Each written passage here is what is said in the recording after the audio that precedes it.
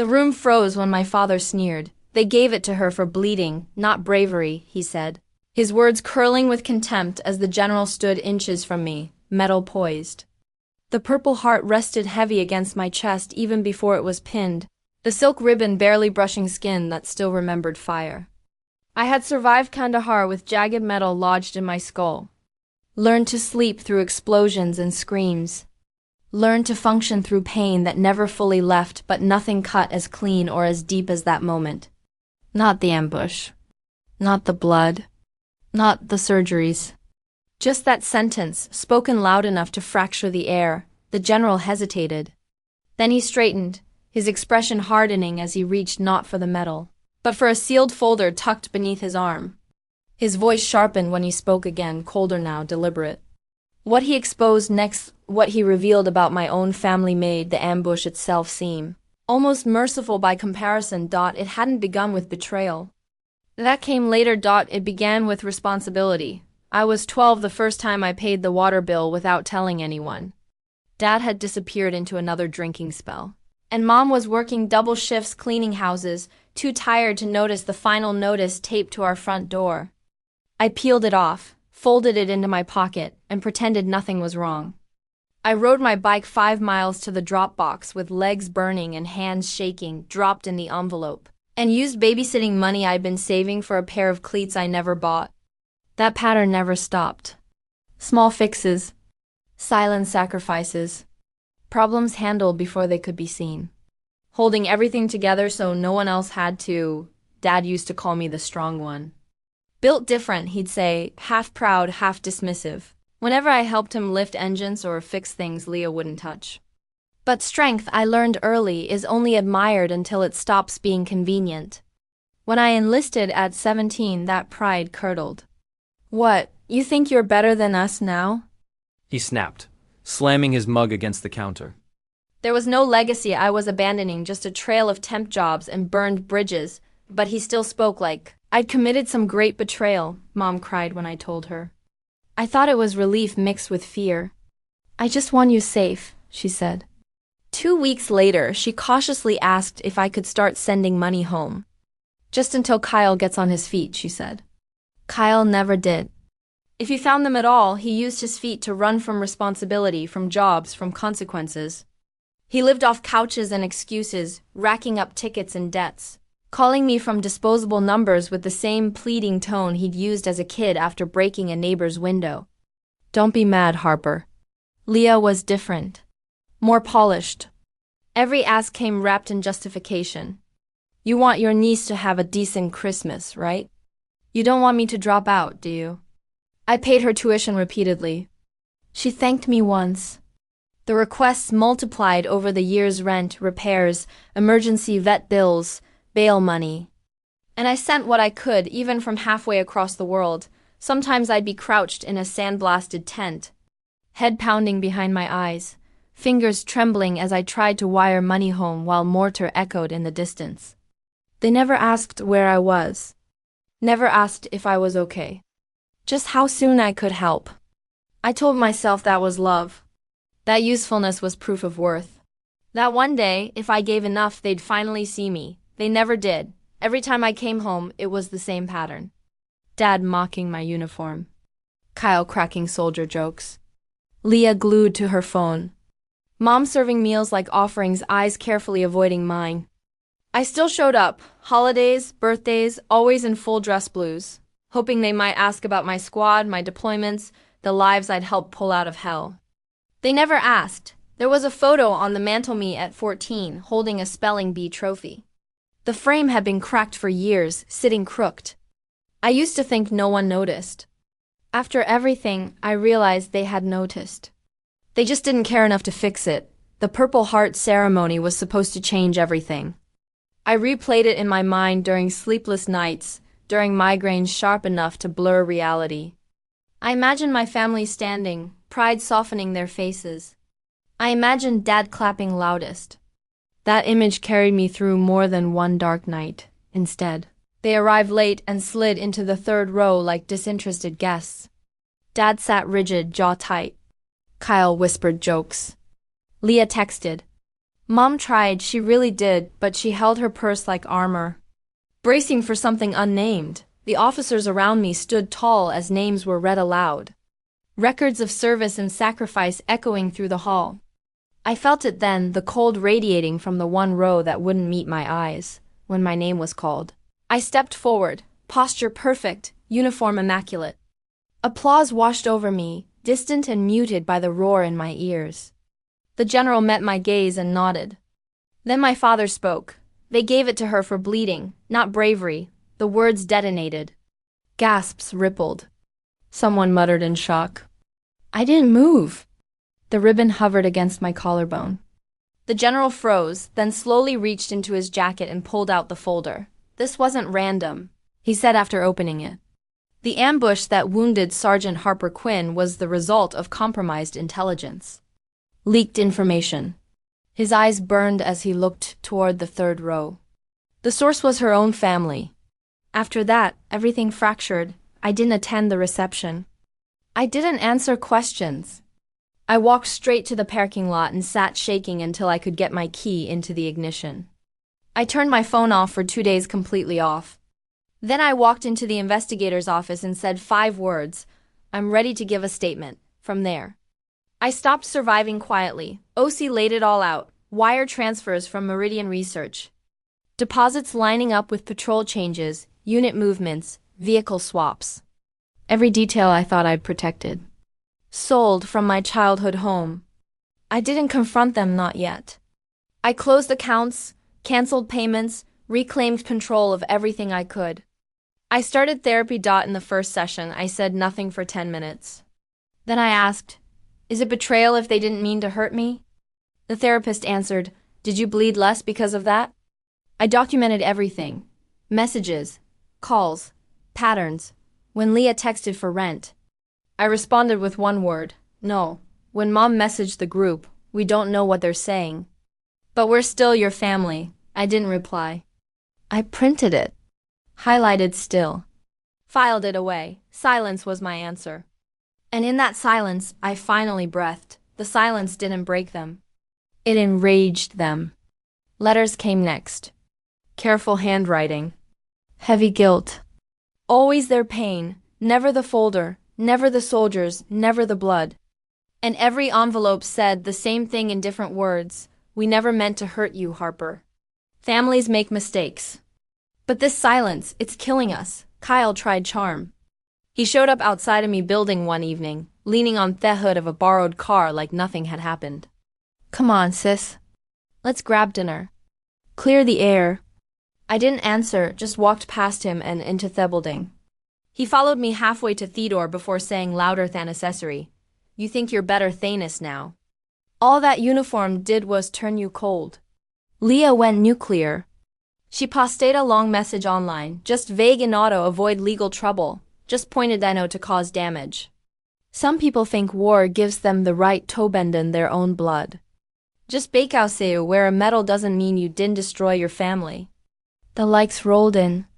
So did the comments. People I hadn't seen since high school tagging me asking what was going on. I didn't respond, Booty saved screenshots. Then came the community whispering. Old neighbors approached me at the grocery store.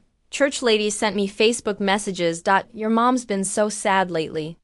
Your dad hasn't left the house in days. They miss you. Why can't you just talk to them? Because talking had become a weapon. Andy wasn't stepping back onto that battlefield.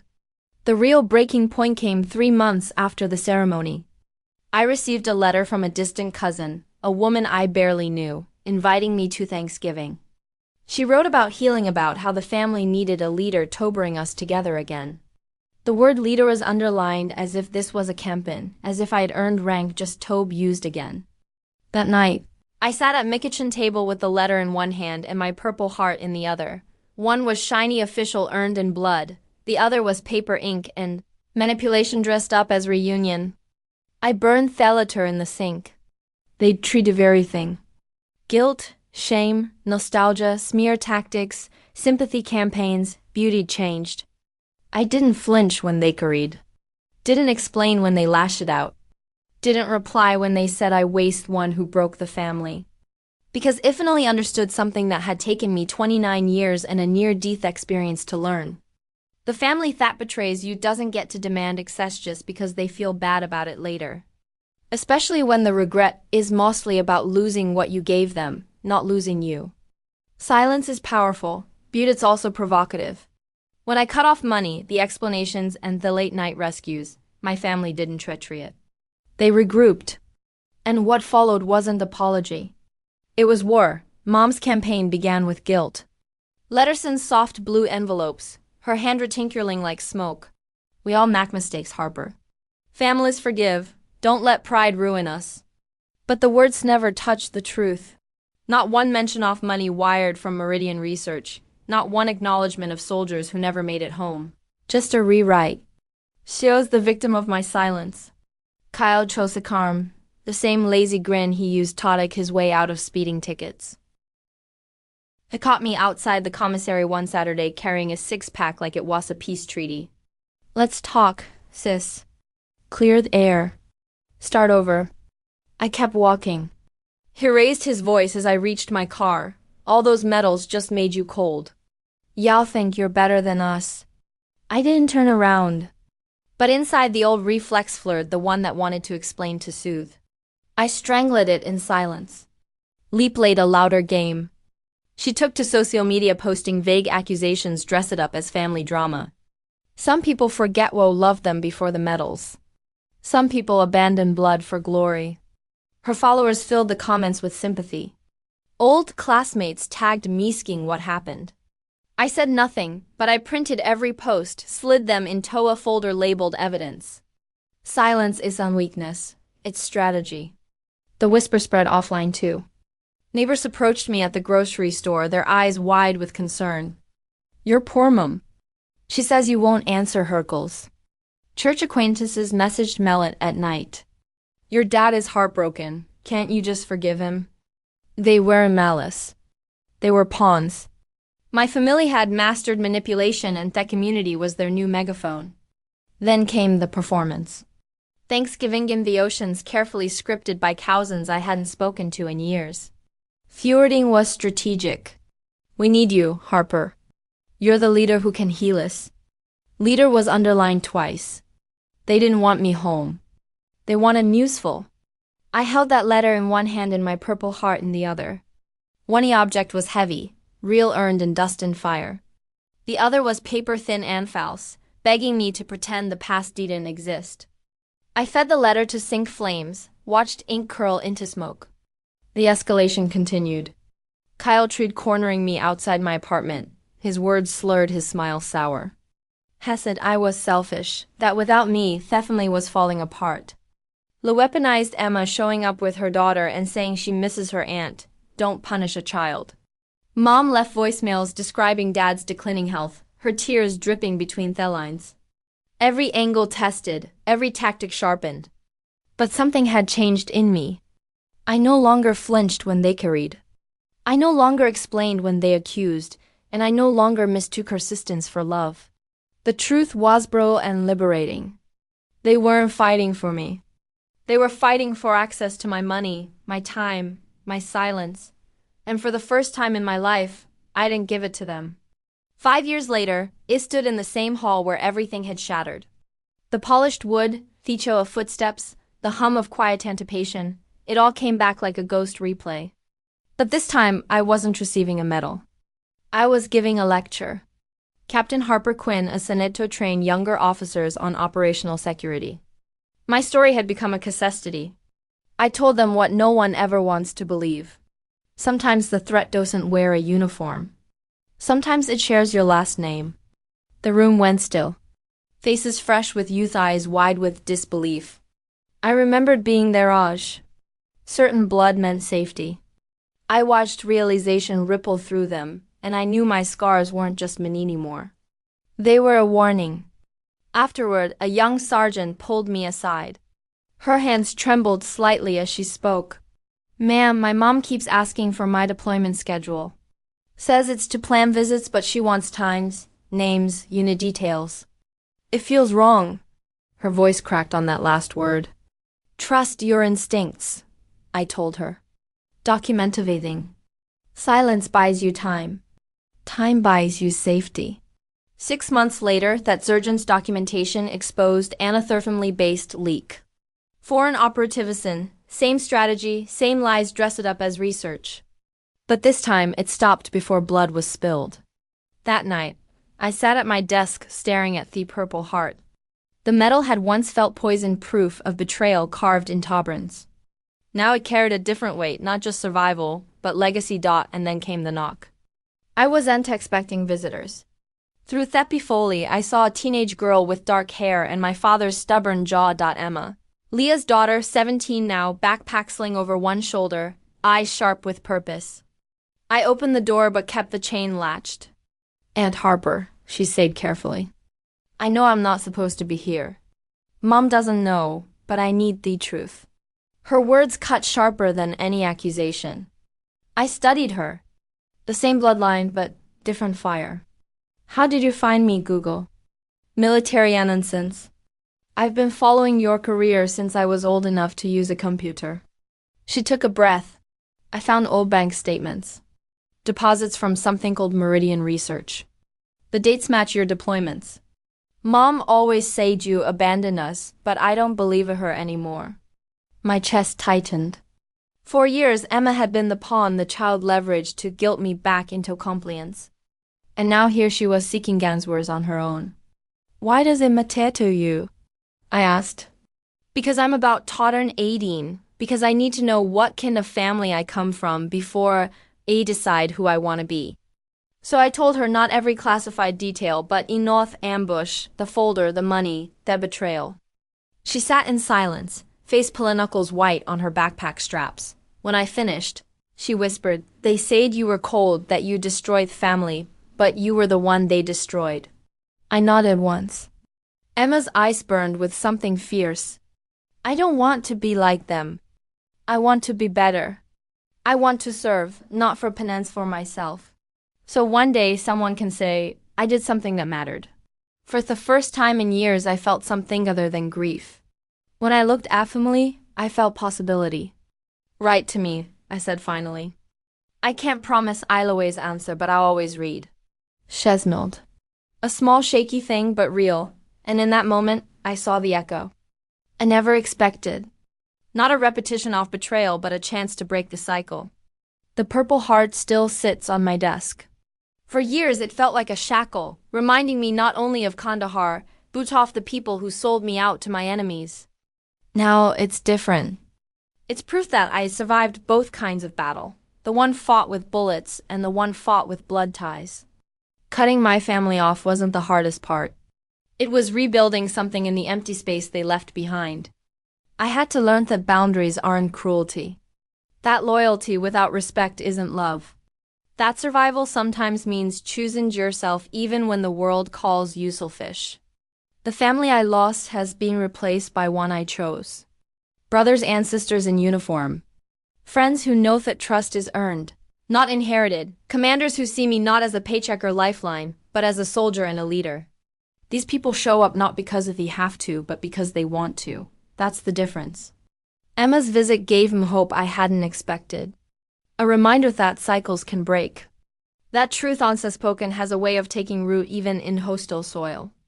When her first letter arrived, lined paper folded twice, her handwriting steady, I felt something shift inside me. She wasn't asking for money or favors or forgiveness. Just telling me she'd gotten into college, that she was working towards something real, something earned. I keep that altar tucked beside the medal. One, a symbol of pain endured, the other officeability ahead. Dad once told me soldiers sign up to die. He was wrong. Soldiers sign up to serve, to protect, to fight for a country, for values for each other. What I didn't realize until much later is that you also have to fight for yourself. I've survived war, I've survived betrayal, and now I live a simple truth. The strongest families aren't always the ones you're born into. They are the ones you build through trust, through loyalty, through choice.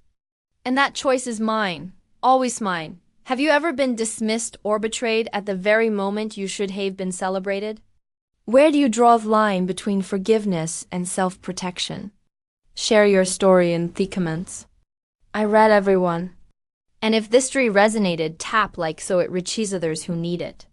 Don't forget to subscribe and turn on notifications for more true stories about boundaries, resilience, and rebuilding after betrayal.